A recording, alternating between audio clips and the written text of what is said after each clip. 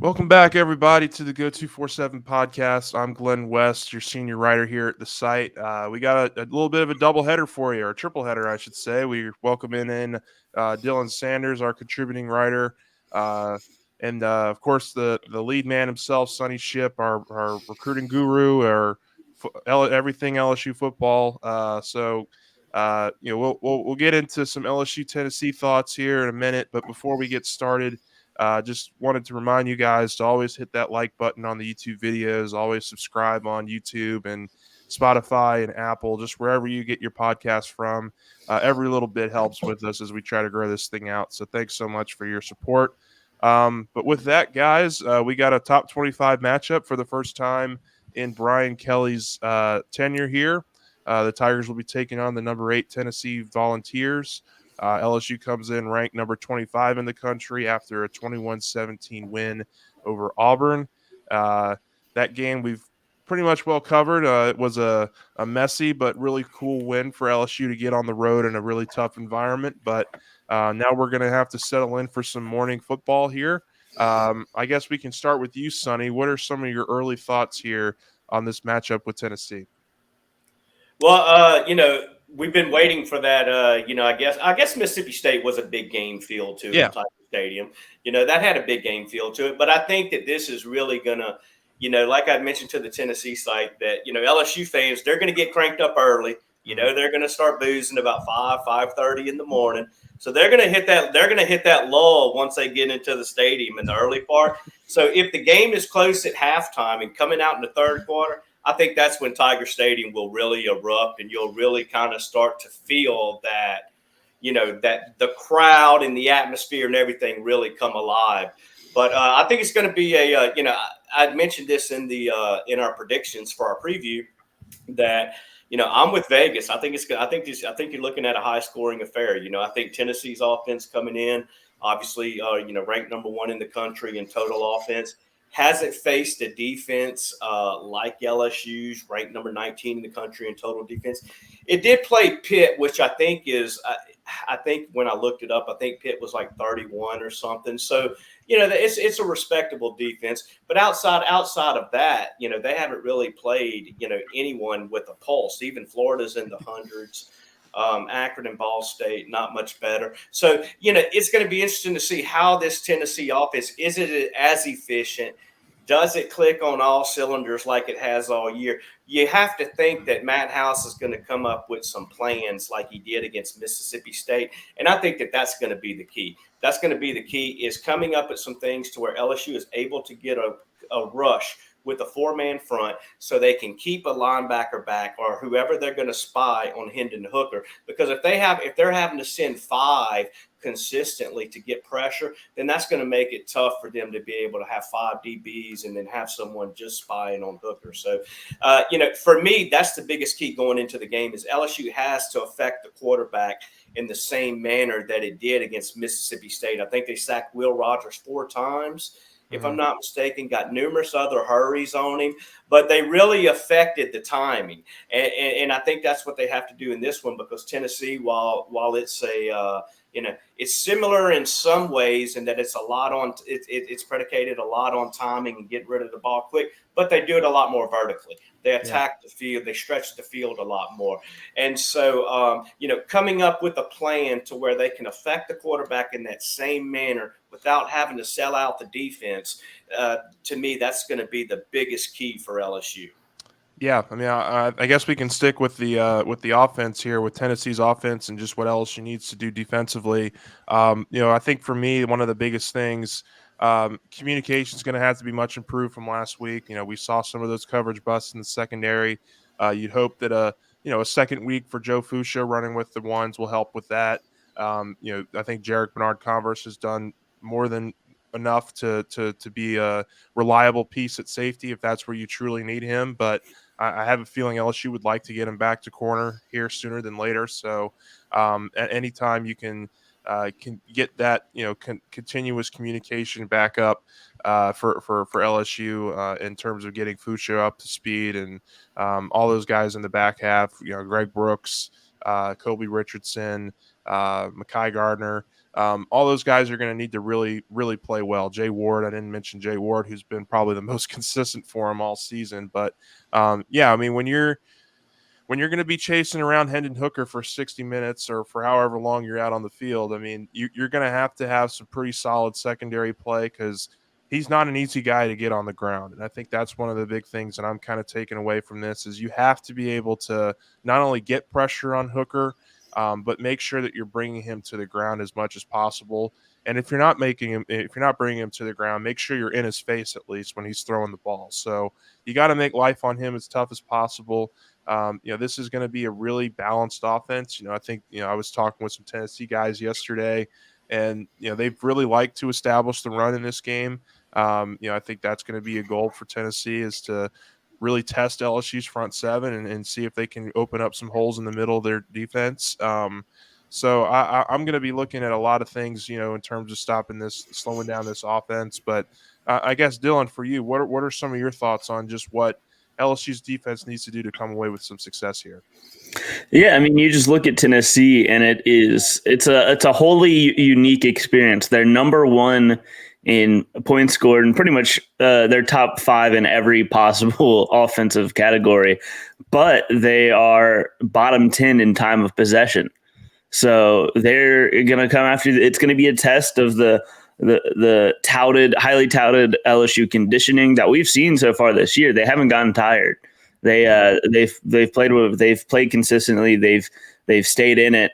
It's going to be a whole new beast because it's not going to be about how long they're out on there. It's about, honestly, they kind of need to stay out there. They need to make them work for it. They can't give them 30 points in 20 minutes time of possession, because I think Tennessee's averaging like 25 minutes, which is just crazy to think about this offense. They don't need to be out there long. They're going to score quickly. So just making it hard.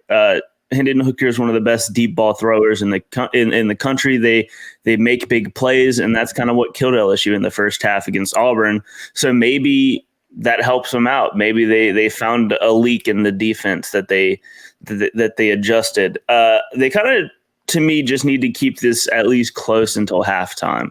If they can keep it close until halftime, they have a really good shot, because the adjustments that we've seen from Matt House this year have been incredible in every facet. Game plan, personnel. He's done everything to put all of the players in the best position to succeed.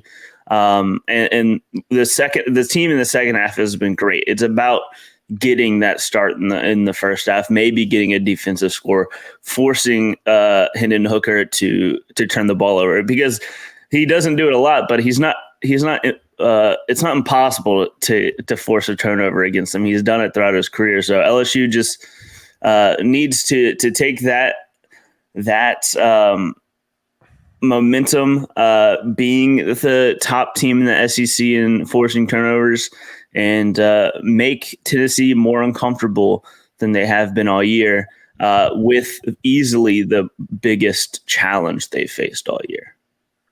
Yeah, I mean, I think you bring up some great points about the conditioning level. I think that's something that I'm really going to be looking at, because you're not going to be able to sub in and out this weekend. I mean, we've talked with Coach Kelly about it. He's told us a number of times, like, we're just going to have to really be physically ready for this challenge in terms of moving offense and in terms of them getting the ball off really quickly between plays. It's going to be really important for LSU to really be in that pristine condition, because they're just not going to have the time to get guys on and off the field in between these plays. So that's going to be very important. Sonny, were there any final thoughts maybe you had on the defense, or do you think we should be ready to move on to some offensive talk here? No, I think I think Matt House has earned the right to going into this game of thinking that, okay, he's going to come out with a good plan right here, Right. because I think that if you go back and you look at Mississippi State, that was his first big test as far as facing an unconventional attack, not a pro set like he played against Florida State. And he came out, and I think he really just everybody was like, wow, where's this been? Where did this come from? And that's totally what I expect him to do on Saturday against Tennessee. You know, I think they came out against Auburn and you didn't see as much movement. I think they were able to play a little more conventional with what they thought Auburn was going to do early on. Granted, you know, Auburn did the opposite and came out throwing the ball with Robbie Ashford. But I think Tennessee's going to come out and Tennessee's just going to do what they've done, you know, try to do what they've done all year. And that, you know, starting fast. Brian Kelly talks about starting fast on offense, which is going to be a big key. But starting fast on defense is too. Not getting down 17 points like you did against Auburn. Not giving up I think it was just under 90 yards on that opening drive against Mississippi State with the big plays that led to that score. Yeah. You know, you can't get down early. You don't want to get down early. You want to come out and you want to start fast on defense too. You start fast on defense, you're going to get that crowd into the game. Then when the offense gets back out on the field, they can kind of feed off of that momentum. So, you know, for me, I think that I think I predicted this is going to be a high scoring game. You know, I think it's going to hit the over. The over under was at 64 last I checked last night. And, you know, that's not a knock on LSU's defense because I think LSU's defense is going to play well at times, but I think the frenetic pace that Tennessee plays at is just going to create some opportunities to where some of those chunk plays are going to do what they've done all year for Tennessee. I mean, you go back and you look at the passing touchdown at the receivers. I mean, they've all got like a 35, you know, over a 35-yard touchdown reception this year. Yeah. It seems like. And so, you know, LSU's offense is just going to have to be able to match that. And I think that they're going to come out, and I think that they're going to match it in one way or another. And, you know, to do that, they're going to have to throw the ball. They're going to have to throw the ball more than they did against Auburn. That's been talked about all week. And, you know, if Jaden Daniels isn't able to get that going early on, I really think that you're going to see Brian Kelly turn to Garrett Nussmeier to see if he can give them a spark. That's why I put in my prediction that Jaden Daniels, Garrett Nussmeier, and the Tiger passing game. You know, you hope that Daniels comes out and that Daniels gets you off to that good start. You know, is throwing the ball down, pushing the ball downfield at the same time using his legs, because I think that coming out that what you want, you know, Tennessee's going to expect LSU to try to get that passing game going early on. So I think that's going to create some early opportunities for Jaden Daniels to really hurt them with his legs. You hurt him with your legs. Then you get Tennessee thinking like, okay, you know, we've got to defend that part too. All of a sudden, it opens up some things in the passing game as well. So, you know, but being able to get that passing game going is just going to be the key, because you're not gonna rush your way, or 200 yards through the air is not going to get you the 30 plus points you're going to need to win this game, in my opinion. Yeah, I mean, you bring up a great point there. I mean, the defense and the offense are going to have to be in locked unison in this game, just very much like the Mississippi State game that we talked about. They're going to have to really play off of one another and really hope that the other one can have some success to not only keep them off the field, but to make sure that LSU is getting a full complementary game. You know, just offensively, you know, I think this is going to be the most important signifier of what you're going to get with Jaden Daniels as your long-term quarterback. I mean, I think this game is going to be absolutely huge for him in terms of, okay, what can we expect from this guy for the rest of the season? What can we expect from this passing offense for the rest of the season? Because if they come out and they don't look, or they look similar to what they were like last week, LSU could find themselves in a position where they're down 3 scores very early. And, you know, you can't bank on coming back from that against a team like Tennessee. You really have to be in your keys. You got to be really, really efficient as an offense. You know, we've heard all week, you know, about how aggressive LSU is going to be this weekend, how they're going to take their shots, how they're really planning for, you know, this secondary that honestly they can take advantage of if they hit their shots. You know, if they can get over the top of Tennessee's secondary, there should be some open lanes there for some really big plays for LSU's offense through the air. And I think that's going to be a huge, huge key for Daniels to not only recognize it, but for the receivers to stay engaged. You could tell last week the body language was not great as the game progressed. I think the receivers are going to have to certainly kind of dump that and be a little bit more, you know, just engaged in the game overall.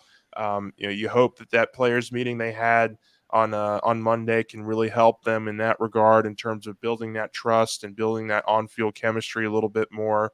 We don't know what was said behind closed doors, but you just hope that it looks better on the field than it did last week, because 85 passing yards isn't going to cut it against Tennessee. So I guess, Dylan, what are your thoughts here on LSU's offense and what they need to do to have some success against Tennessee's defense? Because it does sound like Sonny said there are going to be some opportunities here.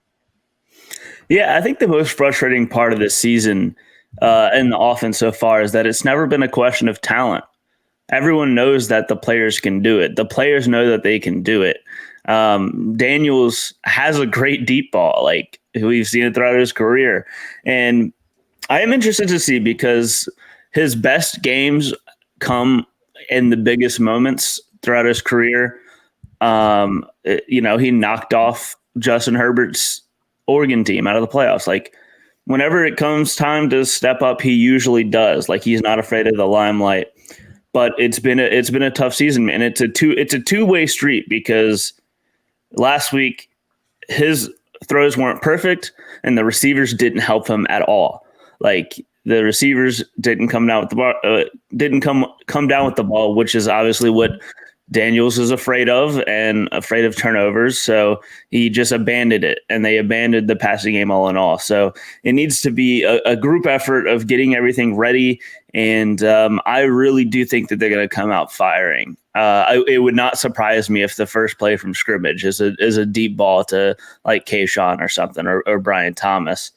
I think they want to get the offense going early and often, try and build that confidence from the first step. It'll be interesting to see what Denbrock has up his sleeve, and how aggressive they want to get with it, because they do very, very openly want to get aggressive with the ball. And I think that's just how you beat Tennessee.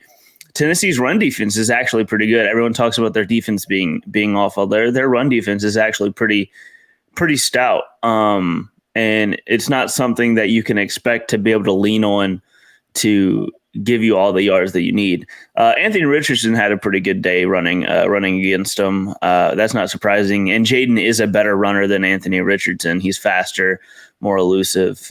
He's not as big, obviously. So there will be those plays. Those plays will be there for the taking. But I do think that they're going to come out and attack, and they have to, because they're not going to be able to score either, and without it. And I think that the magic number for LSU to win this game, they need to get into the 30s on offense. I think that's pretty well known. Like, that if they can get into the 30s on offense, they have a pretty good chance of winning this game.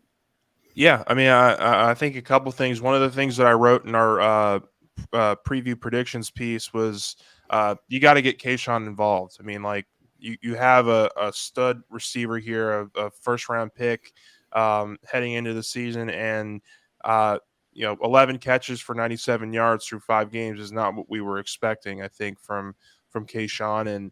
And Kelly has said that they've tried to get him involved a lot, but this is going to be the game where I think you really get to see if Jaden's going to be looking for him early, if they're going to be looking to get him a couple catches, or on slant routes, on just the short passes first, just to maybe get his feet wet a little bit. Because just in talking with the Tennessee guys, it does sound like the game plan that Tennessee is expecting. They're going to expect LSU to kind of spread the field a little bit on them, and try to get the passing game going early before the run game. So I do think LSU is going to have a distinct advantage with the passing game. Kind of coming in, Tennessee's pass defense is 128 out of 131 possible out of 131 possible teams. So it's going to be important for Kayshawn, for Malik, for Jack Besh, for Brian Thomas, for Jeray Jenkins, for all these guys to at least win their one-on-one matchups and give Daniels a couple of different options, throughout the course of this game early, because they're going to need to move the sticks. They're going to need to keep the ball moving. They're going to need to keep the clock running. And it's going to be important, I think, for all those guys to really have a strong day physically and mentally against this Tennessee defense. Sonny, were there any final thoughts maybe you had? You gave us a nice little monologue there to kind of open us up. But I mean, is there anything maybe from the run game or from what you want to see from Denbrock and how they're using these guys? Anything in particular that you want to see? Personnel wise, you just want to get your best 11 on the field, and you Yeah, want to figure out, okay, what is that best 11 combination? Is and I think your biggest question that you have to look at is, is Mason Taylor is Mason Taylor a better option than than getting Jack Besh on the field some in that capacity? I'm not saying that Taylor needs to be off the field, all the time by any means. But, I think you have to look for ways to try to get number 80 involved. And when you look at Taylor getting, was it 11 targets at Auburn? yeah, When you look at Taylor getting that many targets, I think you have to look at that and you have to say, okay, are there opportunities to get Besh some targets in there yeah, without being predictable? And I think you have to look at that from a self scouting perspective. Your analysts have to look at that. You've got to try to figure out ways to get that best 11 on the field. You got to figure out who that best 11 is. You got to figure out who. You've got a deep wide receiver room, but we've seen some receivers not be used through long periods of games. Is your best three Malik Neighbors, Kayshawn Booty, and Brian Thomas, or is it Jeray Jenkins, or now with Chris Hilton out, that leaves another person down. So just figuring out who those best 11 are. Figuring out who your best 5 offensive linemen are now that everyone's back. Is it Miles Frazier or is it Anthony Bradford at right guard? yeah, I don't think that's something that you go into this game saying, okay, that's a no brainer right there. And so just figuring out those combinations and getting those best 11 on the field, I think is going to be key for the offense. I think defensively, I think Matt House seems to have a pretty good grasp on that. I think the biggest question on that side is going to be, okay, what do you do at linebacker? Do you come with your guys who you consider more of your run stuffer? Your run stoppers, Greg Penn or Mike and Greg Penn and oh man, his name's escaped me now. Mike Jones. Mike Jones Jr. Yeah. Or do you come with your guys that you trust more in pass coverage, Michael Baskerville and Harold Perkins? When you think about a spy on Hendon Hooker, I mean, Harold Perkins, seems like as good as it gets, Yeah, and so you've got those things that you've got to figure out, and you want to have that figured out before you go into the game. You don't want to have to make those adjustments and lose at halftime and lose 30 minutes. So for me, those are going to be keys. But like you guys, I think that this is going to be it's going to be a good game. I think it's going to be a high scoring game. I think the LSU defense is going to have its stops, but I just think the Tennessee big plays is going to be a lot for that defense to overcome, and just that frenetic pace that I mentioned before. Offensively, I think LSU is going to score points. They have to score points. It's either going to be with Jaden Daniels or it's going to be with Garrett Nussmeier. But I think the passing game is going to open up. It has to. If it doesn't open up against this defense right here, then man, this takes you back into that 2011 season, yeah, 2008, when you start thinking about some of the years where LSU really had major quarterback issues. But I yeah, really think it's going to open up. I just think that that with this one right here, Tennessee's offense just scares me with the pace that they play at, playing in the sun in Tiger Stadium during the day. Although the heat's not expected to be a big factor, playing in that sun all day is going to be a little bit different. And I like I'm with Vegas. I like the Vols 34-31. I hope I'm wrong on that. mhm, But that's just the feeling that I have going into this one, is just seeing, whether, can that LSU offense, really, get score into the deep 30s that it would take. Can they get that much offense going? That's my biggest question, I guess. yeah. I'll throw it over to you in a minute, Dylan, for your prediction. I just have a couple of final thoughts, and then I'll give my own prediction here. But just a little bit of an injury report, I guess, to kind of close things out a little bit as well. Just Garrett Dellinger sounds like he's going to be ready to go. They've got this really uh, just kind of the way Kelly explained it, scientific looking cast on him now. They got it to where He feels just right with that hand. So he's going to be good to go in the starting offensive line rotation. We mentioned Chris Hilton. He looks like he's out for the year with some shoulder injury. He had shoulder surgery yesterday. So he's wish him a speedy recovery back. Coach Kelly also gave a little bit more of an updated timeline on Mason Smith. It looks like his injury is going to be a 6 to 9 month recovery, which would also put him out for spring ball next year, which is just, really unfortunate news for Mason and for LSU. But, that's looking like it's going to be the timeline for him. Just some final thoughts from me. I was kind of, I wouldn't say taken aback, but just really, I guess a little bit surprised in the kind of the demeanor that Coach Kelly gave off on Thursday. He was relaxed. In his final press conference, if you go back and watch it, he was having some fun. He was joking around. He was, trying to do his best, I guess BK jokes in whatever way possible. But I kind of came in thinking he was going to be a little bit more stoic and kind of to the point, with his Thursday presser, but they're embracing this challenge. I mean, you could tell just by the way he was talking yesterday. LSU thinks he called it a privilege to be able to play in these kind of games in the SEC. That's why he came here to play, top 10, top 15, top 5 opponents on a week in, week out basis. And he's going to get that first opportunity this weekend. And so it's something that he's really, I think, relayed to the players this week. Just don't take these opportunities for granted. Make sure that we're executing, make sure that we're, doing the right things and executing our game plan, but, also have fun and make this a really fun game for to play in, to watch, to be a part of. And, I think this is, one of those games that could absolutely be a culture setter here. If you look back in 3, 4, 5 years, hey, what was the start of the Brian Kelly era? Well, that game against Tennessee in year one, where the LSU came back from down 10 points or put up 45 on Tennessee and was able to knock off a top 10 team, I think that kind of stuff is only going to help you if you come out and play the right way on Saturday. With that being said, I'm kind of in Sonny's boat. I think it's going to be a high-scoring game, but I do think that Tennessee's offense is maybe just a little bit too much for LSU to keep up with. I have this in the 35-30 range for Tennessee. That was what I put in our predictions. And, I just think, it's really going to come down to, can LSU's offense keep up with Tennessee's offense? And because, just like Sonny said, Tennessee's going to get their shots. They're going to get their points up. I think the defense is still going to have a solid day. I think if LSU really wants a chance in this one, they're going to have to win the turnover battle. Maybe come away with a couple unexpected giveaways from Tennessee, who's been very good in that department this year.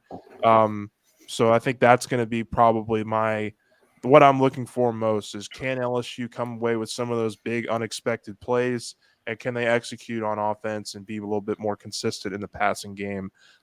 With that, I'll hand it over to Dylan and give his prediction.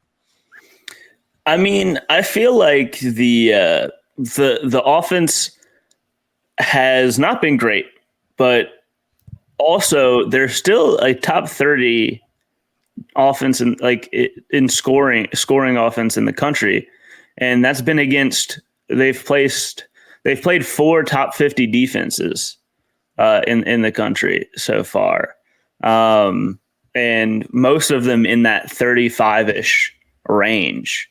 And they have scored points, and it's looked ugly, but they've done it.